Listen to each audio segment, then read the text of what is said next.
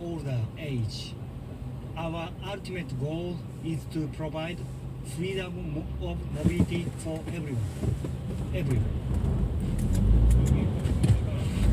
In 3.1 miles, turn left onto Hollow Lane. Then we were going to switch to the automated driving mode. Then it was my turn to sit in the demo car and experience automated driving.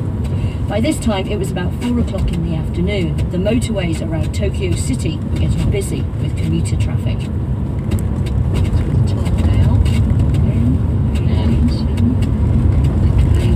Yes, we're going to press the bottom and it's going to automatically merge into this traffic main road. Oh, that's a bit strange. We've automatically merged onto the motorway. Yeah, and then automatically accelerated to merge to this traffic. And we're going to have a curve in front of us. And please pay attention to this move of the steering wheel because it's going to actually make it very smooth driving on this curve.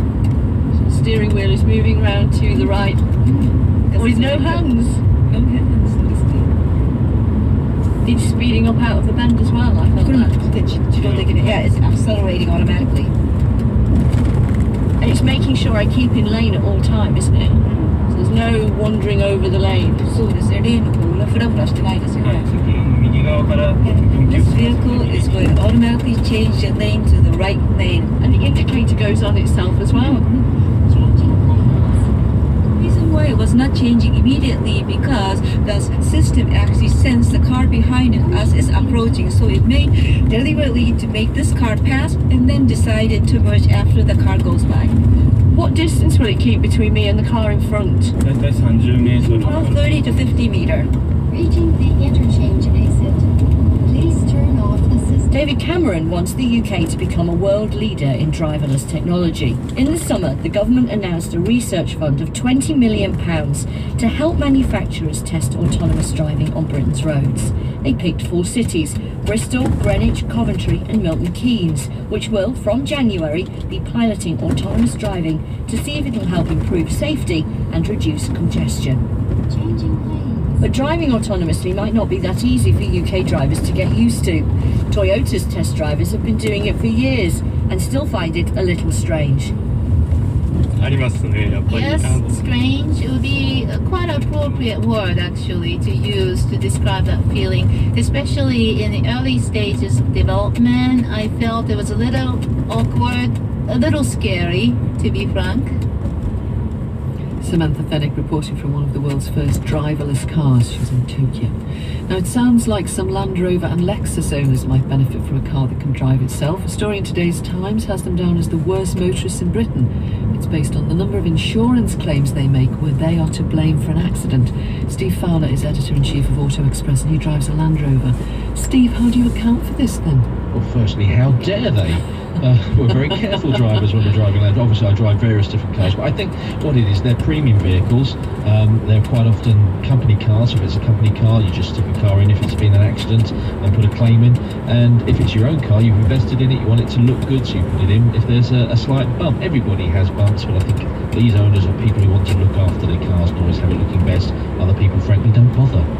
That's not what the psychologists concluded. They thought it's because these cars, because Lexus is the other brand that is linked with bad driving. It might be partly that you make a claim because it's expensive to have it repaired, but they think it's partly because aggressive drivers buy cars that accelerate quickly and then they drive them aggressively. Yeah, to be perfectly honest, if you've driven a Land Rover or a Lexus recently, they're not aggressive cars, they're not fast cars, so I would knock that one down straight away. But you know, you have all these reports. Some say it's BMW or Audi that have aggressive drivers, others are now saying it's Land Rover and Lexus, but I can vouch for myself and my fellow Land Rover drivers. We're all very careful drivers, in the words of Michael Winner. The people who drive the tiny little Mercedes smart cars, they come out best, so there's something going on In here. half a mile, size, not turn money. left. Yeah, I think to be serious, I think a lot of people in bigger cars with a lot of these autonomous technologies, they do feel safer, and perhaps these cars do sometimes lull themselves into a false sense of security. And Steve Fowler, you're completely innocent. Editor-in-chief of Auto Express, thank you so much for that. You would say that, wouldn't you? Now, we're always being told we must switch providers to make sure we don't pay too much for things like energy and broadband. some reluctance to switch is because you can end up paying a little bit less, getting really terrible customer service, so you feel it's just not worth it. And it's also hard to know who to Turn trust left now, onto because Hollow comparison Lane. websites lost credibility lately for showing only deals that triggered a payment to them. Well, now a new comparison website's claiming In to half a offer a mile, guide to value turn rather left than onto price, Raikes Ln. using data from regulators and customer reviews. It's called Be Heard. Oscar Vickerman's the chief executive. He told me what's different about it. We look at a number of different measures. We've created a proprietary algorithm that aggregates a whole series of information, primarily the regulator. Most regulators in every sector In 1,000 do feet, a lot of work turn left. emphasizing the lessons learned, the amount of customer complaints, and the amount of fines that companies have received, and whether their market practice is suitable and appropriate. And we think this information is incredibly important. Turn left We've onto Raikes combined Ln. that with the prices suppliers provide, and with that, public opinion. So we look at ratings and reviews of our user group, as well as online sentiment analysis in the press. And alongside a series of other measures, we then are able to provide some very simple, easy to understand metrics that people can look at that determine whether an organization's price and value are of value to them. Well, you say all that, but if you, for example, just look at the USwitch website, which is the first one I went on having looked at yours, Yes. that gives you customer service information based on surveys of 5,000 customers for big energy firms, and those surveys In are carried out by 3/4 of a Google. mile, turn It's hard to left see how onto you can offer anything B2126, Horsham Road. I think USwitch do a very good job. This was largely motivated by my personal experience when my wife and I moved to a new area in London, and I had to sign up to all the essential services that we needed in the area, including GP practices, schools, energy companies, water companies, insurance companies, etc. And the disproportionate amount of time I spent on the phone was ridiculous. We need to do something about this. There were some helpful references that one can find, but it did take a lot of time to go through and find all the information I needed. But one shouldn't have to go to all these different places to make very simple choices. I appreciate the website's very new, but when I went on it today, I found the best rated insurance provider, for example. That was American Express Travel Insurance, according to you. It's given a score of 100% for both customer service and value for money. But all you can find when you look online to find out why it's been given that rating is the opinion of a single customer. No, that's actually based on 3 different data points, and that's not something that one customer opinion could ever skew. So customer opinions and ratings and reviews on our site are one of multiple measures. The other thing that seems to be missing on the website itself is price. I had a look on the energy section, and when I looked I could find no price comparison between the suppliers, which is a That's right. crucial piece of information for In an awful lot of 1,000 people looking to feet, switch, isn't it? Of course, turn it is, left. absolutely. In final negotiations with our partner on this, and within 48 hours it'll be resolved. How will you make money out of it, do you hope? So much of the feedback that we've already seen is what people are asking for. And when we show that to organizations, that's not only of interest to them, but it's an opportunity for them to create the products and services that we as consumers want. And we charge a fee for that. That was Oscar Vickerman, the chief executive of Be Heard, talking to me earlier.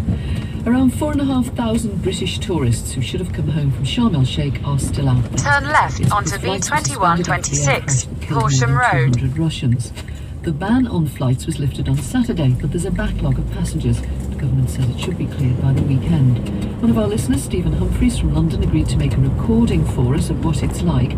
He was in Sharm el-Sheikh for 4 days longer than he expected. In 1.1 I'm miles, up by the keep pull right down onto in the Homebury hotel. Hill It's a Road. lot quieter than it normally is, actually. All the Thomas Cook people went home earlier in the week. The Russians left over the weekend. And the impact of that really is the number of people that the hotel and staff are having to let go. I think everyone that's been here under 6 months has been let go. There's other people being fired up on long-term leave, and it really puts it in perspective. I'm here for 4 days extra, which does have an impact on work and stuff, but it's not like losing your livelihood. It has been quite confusing at times about what exactly is going on and what we need to do. So, for example, because we booked for a third party, our airline Monarch didn't have our contact details, and so I had to sit on the phone for 40 minutes on hold trying to find out what was going on. The hotel have been fine about us extending our stay. We have to pay for it up front, which is about £180 a day, including meals and drinks. Monarch are paying for all of that. you have to pay for it up front and expense it back to them, send them receipts up to their customer services email address afterwards. We can handle that, but I imagine there are some people that can't afford that total amount. It's going to come to like, you know, £700 and £1,000. One thing that is worth noting is we were due to go to see Spectre at